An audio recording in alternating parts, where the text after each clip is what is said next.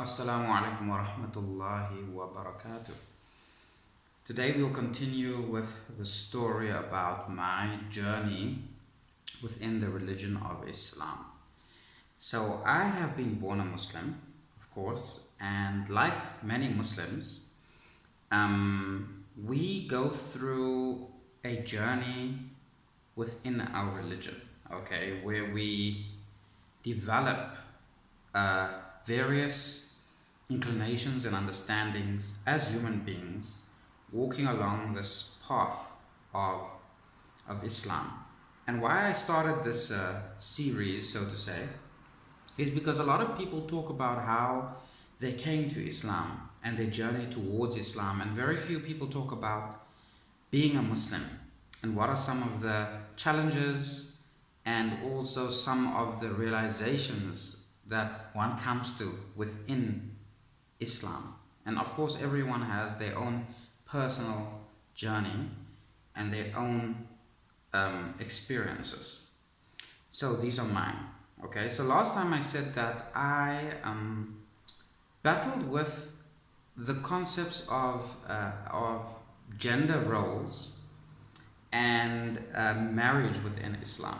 Okay, and I was a young man, of course, in a Western country, growing up as a Westerner, and like every young man who reaches, puberty, you like girls, of course, okay? And as it was normal in my society to have a girlfriend, it was rather perplexing for me that as a Muslim, I was told that you may not have a girlfriend because it is haram.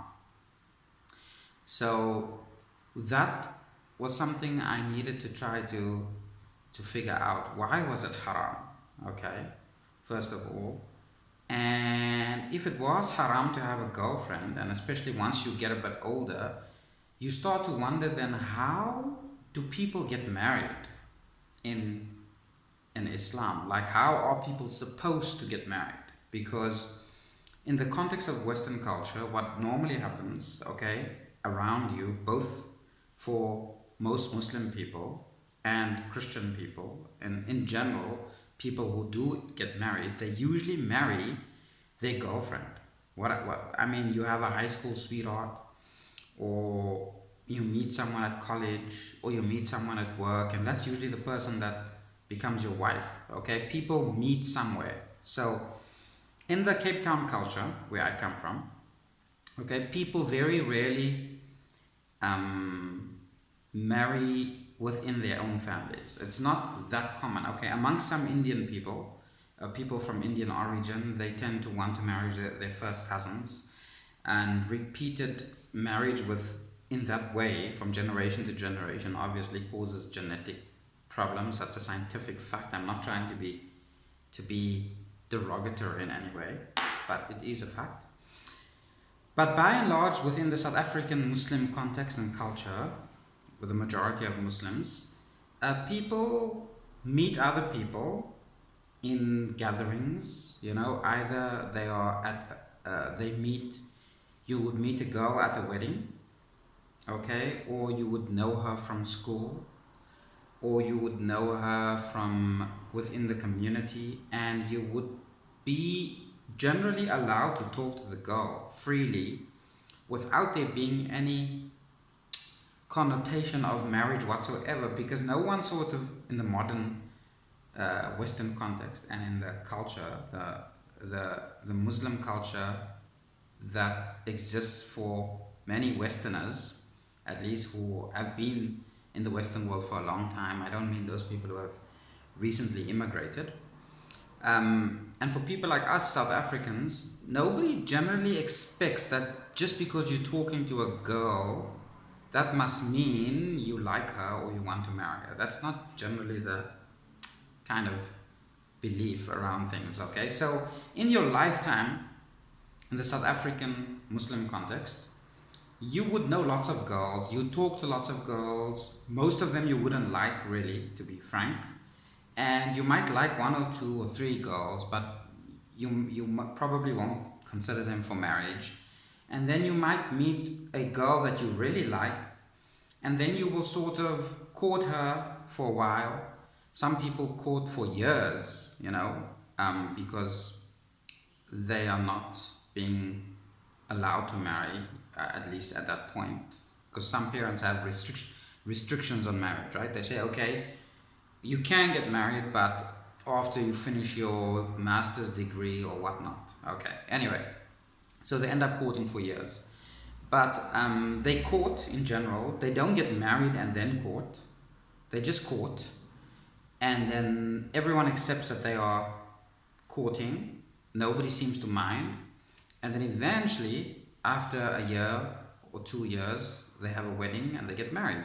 And so that's kind of the culture that I saw around me, the culture I came from. And then reading these Islamic books, and I'm trying to be proper, I'm trying to go in, I'm trying to be a proper Muslim. I realized from the books that this is now all wrong. The books say that this is all wrong. You're not allowed to have a girlfriend. So it became very perplexing, because having a girlfriend is literally the doorway to marriage. Like in my culture, they don't practice arranged marriages. Okay? Your father is not going to introduce you to someone's daughter and recommend you marry her. That's usually not how it happens. And so the only way literally to get married is to first have a girlfriend. So that was perplexing for me. And I wasn't sure what to make of it. Okay, I wasn't really sure what to make of it. So I sort of found a sort of a way in between what looked to me as a balanced view within the context of our society, and that would mean translate into, and this is how many people see it in the Muslim ethos within South Africa, and in Cape Town especially. Cape Town seems to be a bit more liberal than some of the other parts of South Africa when it comes to these things. And that was generally that, look, okay, you can kind of have a girlfriend, but it depends on the nature of the relationship. So if you are interested in a girl, you can talk to her, you can even meet with her like publicly, not alone, and have a actual relationship with her without there being any physical sexual relationship. So that was sort of how I think our society in general navigated that situation, and how we generally practiced on it. Okay, so that was sort of the way things were done, and for me that was fine. I didn't see a problem with that, and it made sense, because in that way you did get to know the person without violating her physical boundaries, in case you didn't marry her, right? So why would you be sexually involved with a woman that you're not committed to, to warrant that sexual involvement? So that's kind of how I made sense of it, and that worked for me. Okay, and I actually pursued relationships in that way. So I would talk to women. I spoke to a lot of women, so I would talk to women, and then I would kind of gauge whether they would be interested in me for marriage, and if they're not, then I just wouldn't pursue them. So that was kind of how I went about it. And for me, it didn't matter here or there. People always wondered why I handled rejection so well, because lots of women turned me down when I was younger, and they did that because I was too religious, they felt. And that was the first thing. And then the second thing was that I was openly advocating for polygyny, a man having more than one wife. And I'll tell you why in a minute, okay? And so a lot of people refused me, and I didn't much mind, because I spoke to that many women. So if one refuses me, surely someone will, or some of them will eventually accept. So it didn't matter to me all that much. As long as, I don't know, I kind of always had a very pragmatic approach. As long as I felt the woman was decent, and that I would be able to live a decent and peaceful life with her, I would be happy to entertain the thought of marrying her, and I was never motivated by romance. Although I don't lack romance, or I've never lacked feelings of romance, but I was never sort of motivated by that. And I didn't think it was wise to be motivated by that, because I felt that being motivated by that somehow clouded your judgment. And because marriage was meant to be permanent, basing it on something as fickle as how you might feel today, didn't make sense to me. To be honest, it didn't make sense to me. Even though I knew, and I knew that I would want to, and I always did, have the necessary feelings in place before marrying someone, because of course you must really like the woman, if not love the woman that you marry. But I didn't base it on that. So I would always, right off the bat, look at a woman and ask myself from the beginning of talking to her whether she would be suitable as a wife, potentially, and I'd make that decision very early on, and that would sort of inform how much I'm prepared to interact with her. So if I decide very early on, look, this is not a woman I would likely marry, I would maintain the relationship at a very sort of platonic level. But if I thought that, okay, this could potentially be a wife, I would allow the relationship to develop, something like that. So anyway, that was sort of my thing. But obviously, as you would then notice further, when you go more into it, and I was at the time going more into it, into the books, the Islamic books, you would see that even this is wrong. There isn't really an encouragement in Islamic literature towards platonic friendships between men and women. Okay, it's seen as, at most it's seen as forbidden, and at worst it's seen as makruh. It's from the makruhat. It's reprehensible. It's not something encouraged or likable or should be done, basically, which was kind of not how our society functioned in general. Okay, we have always been on relative good terms with women, the women around us, and also decent terms. What I mean by that is that often our relationships with the women around us have not resulted in anything untoward whatsoever. Mostly we call women auntie. I mean, for me, in our culture, in my culture, I call all the women who are not mahram to me and that I happen to know from long ago, I mostly call them auntie. And they treat me like a child and I treat them like aunties. So that's sort of the culture in which I come from. But there was this sort of conflict. How do you balance it, okay? The whole issue, And then the other conflict that I sort of stumbled on was that we were always taught by the preachers on the radio, Voice of the Cape and 786, the Muslim radio stations, and the A'imma in the Masajid and so on, that it's never a woman's job to cook and clean for her husband. Okay, so she doesn't have the responsibility to clean the house and cook the food, and that's sort of popular in modern Islam these days. This is kind of what they preach everywhere. But nevertheless, it is the man's duty to provide financially for his family. Okay, so this is kind of amongst the huquq, that we are taught, and the rights, and I grew up believing that. Okay, so I was a very domesticated young man, meaning that I grew up washing dishes and washing clothes and cleaning the house. And I wasn't, I was obviously on the street a lot also at the same time. But let's say not as much as other young men. And I believe that. Okay, I believed that right up until I got married, in fact. Okay, because when I got married, I found that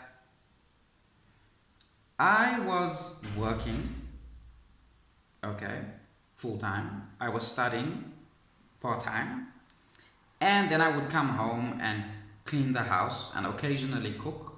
Not always, but occasionally.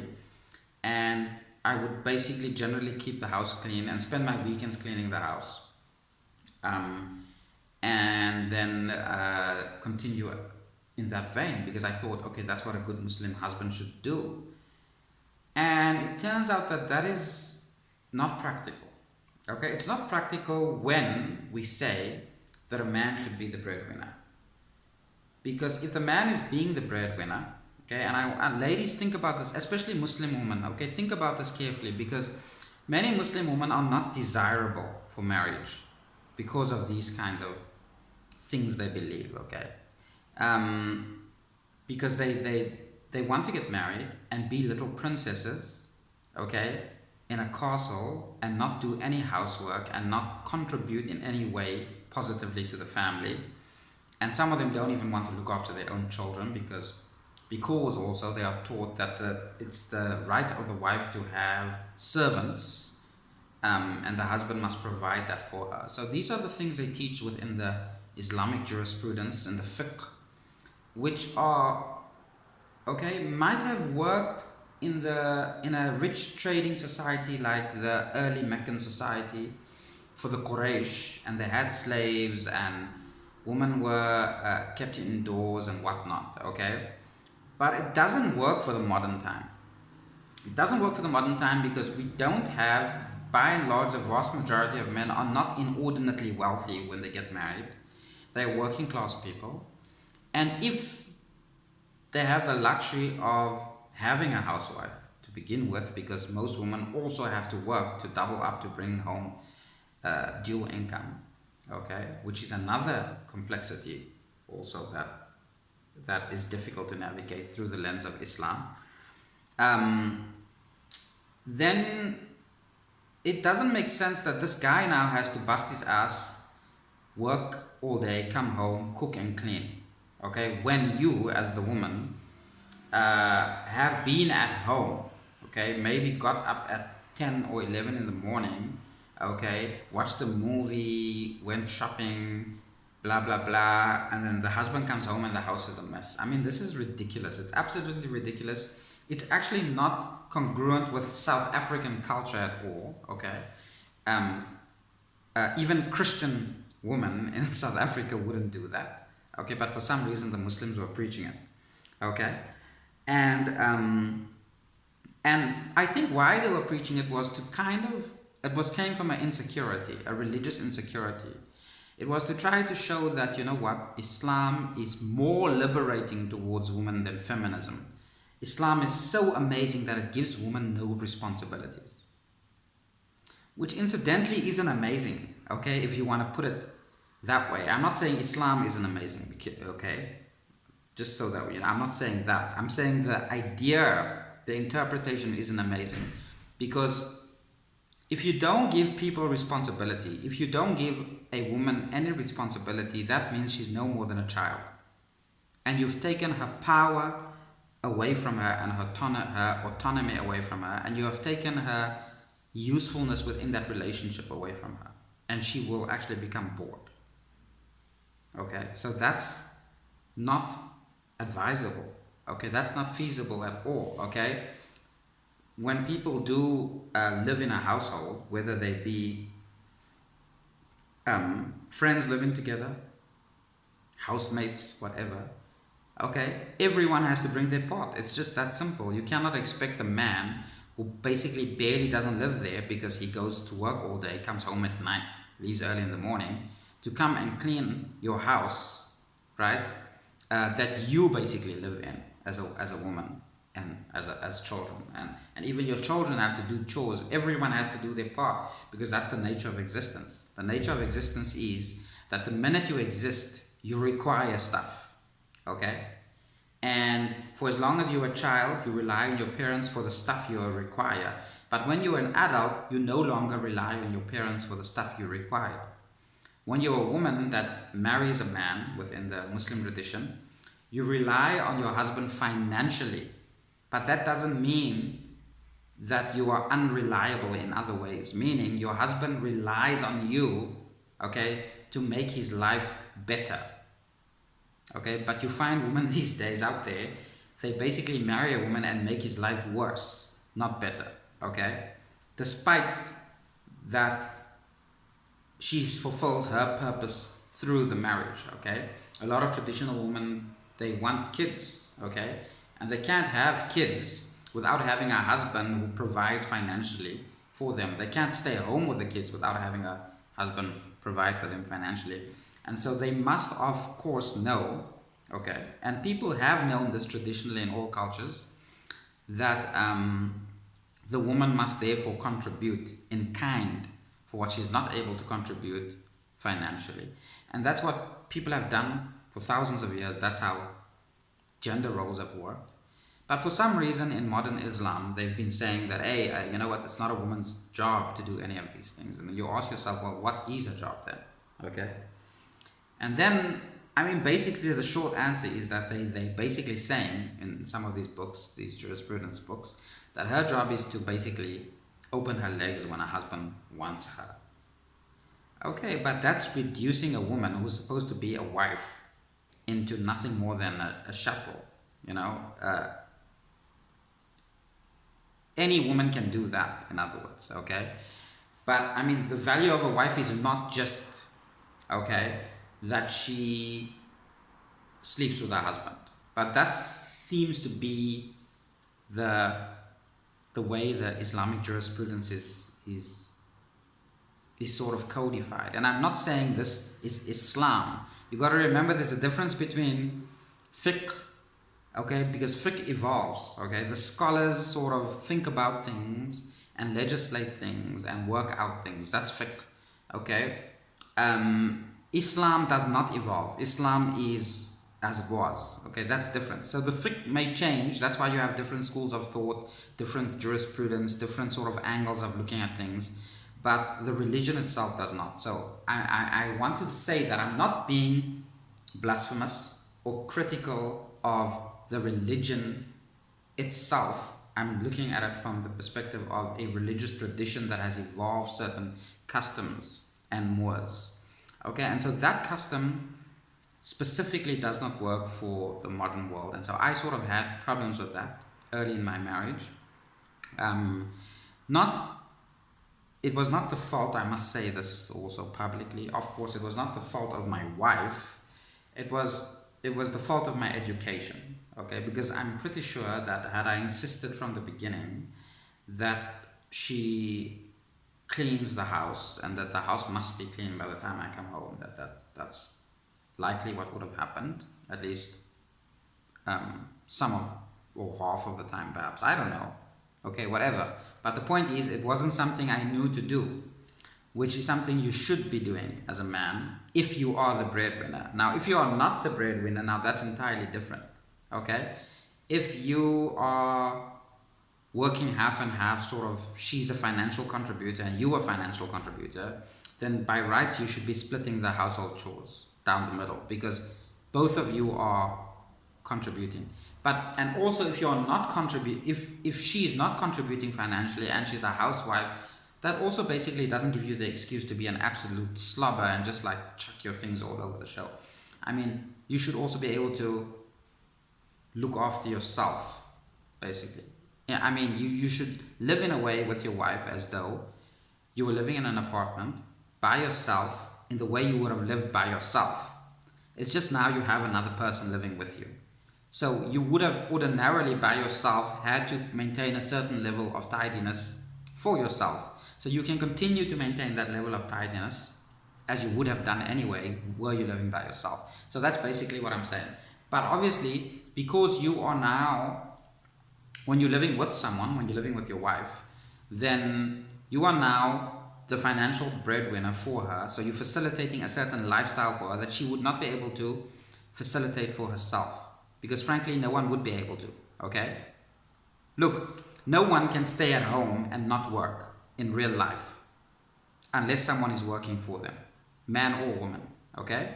So she would not be able to facilitate that lifestyle of being able to stay at home and not having to work were there no one working for her. So you're doing that for her so she can mother the children, which is what she wants to do, and have this family, which is what she wants. So hence, because this requires more from you, more in terms of more work and more focus and more stress, right? It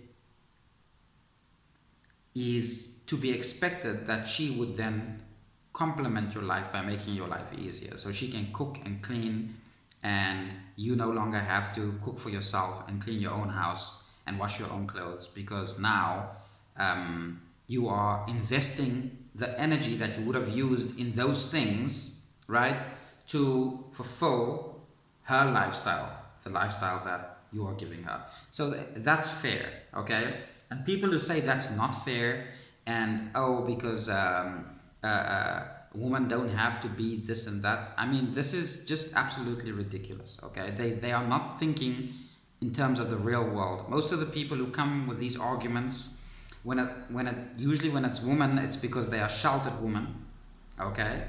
And they don't see the bigger picture. They don't see what men do out there in order to survive, and in order for them to survive. So they cannot appreciate it. So they shelter women. So they think half and half means that he should chop half the carrots and she should chop half the cucumbers for dinner. That's half and half. She doesn't see that the guy's busting his ass on an oil rig, okay, 6 months of the year, okay, and he's working with heavy equipment, and it's incredibly dangerous and stressful, and when he comes home he wants to sit on his ass and enjoy a meal. She doesn't see that, okay? So that's kind of, and a lot of that is due to feminism, and also the infiltration of feminism within the Muslim discourse. Muslim texts and Muslim scholars did not think in these terms predominantly in the past, but it has become the sort of predominant discourse now. So I sort of had to grapple with that and figure that one out, and figure out how this whole thing around marriage and gender roles and duties would work. And I sort of came to this conclusion, okay? And in short, again, the conclusion I came to is that if a woman is a breadwinner and she is contributing financially to the household, okay, and you are contributing financially to the household, half and half, then you are equally responsible for the upkeep of the household within the house. Okay, so you will both have chores, will divide the household chores in half and then do it. Or alternately, you will hire a cleaner to do the household chores, and you will pay both of you the cleaner's salary, since you are both breadwinners. Okay, and then that also brings me to another point, which is it's quite common for us to say that a woman's money is her own, whereas a man's money is also the woman's money, because he's charged with the obligation within Islam to be the provider. Okay, and I do not deny that that is the ideal situation. Okay, I'm not saying that men should not be providers. Again, I'm not saying that men should not be providers. But in the case, or in the event of a woman working outside of the house and earning money, she should rightfully give half of her money to the household. Okay? Because she's also not fulfilling her role. Okay, just like he's not completely fulfilling his role. Okay? So these roles, these sort of gender strictures that we have, where men are the breadwinners and women are the homemakers. Well, if the woman isn't the homemaker, right, then she needs to contribute to the family in another way. And so since she spends her time at working, then her contribution needs to be in cash, since it's not in kind. Because traditional women, the contribution was in kind. Okay? They worked in the home. It wasn't a party at home every day. Okay, they were not little princesses sitting around polishing their nails and watching soap operas. That wasn't, it was hard work. Okay, There was no electricity. They needed to plow fields and slaughter chickens and make sew clothes, and it was hard work. It was a grind from early in the morning till late at night, every day, for every single woman who was married. That was life, okay? It was a grind for everyone. So this kind of princess model, okay, we see the proof is in the pudding. It doesn't work, okay? The rates of divorce is so high in every country, whether it be in the Muslim world or in the predominantly Christian world, or these things, the gender norms of today, both in both worlds, do not work, okay? There's a problem, and it's because we have not taken into consideration the modern context and situation and try to balance out the gender roles by retaining the validity of each person, or the contribution of each person to the household and to the unit, the family unit. And so sometimes that would be in kind, in case of the traditional housewife, okay, in which case she would have to clean the house and cook the food and all of that. And that it's not, she doesn't have to do it, and if she does it, it's out of charity and he should feel eternally grateful. I mean, that's ridiculous. That's like the ultimate simp ideology, okay? But on the other hand, if she's a career woman and she earns well, and for some reason she needs to do that because the household needs it, then she contributes some of her income to the household. And that is fair, okay? And that is realistic, and that is reasonable. And we find now, obviously, in the West, I find it a lot in Cape Town, for example. I found it to be true in the UK, from what I hear, and the United States and Western countries in general, where there is the sort of backlash from women, especially Muslim women, where they're saying, look, it's not my job. It's not my duty to provide financially for the household. And I'm saying, look, okay, fair enough, okay, then don't work. Then stay at home. Because you cannot say, look, I want the right to earn money and have a job, but I don't want my money to count for anything. There should be no obligation on my money whatsoever. Okay, that is not the philosophy of work. Men do not work so there can be no obligation on their money. Men work so they can provide for a family.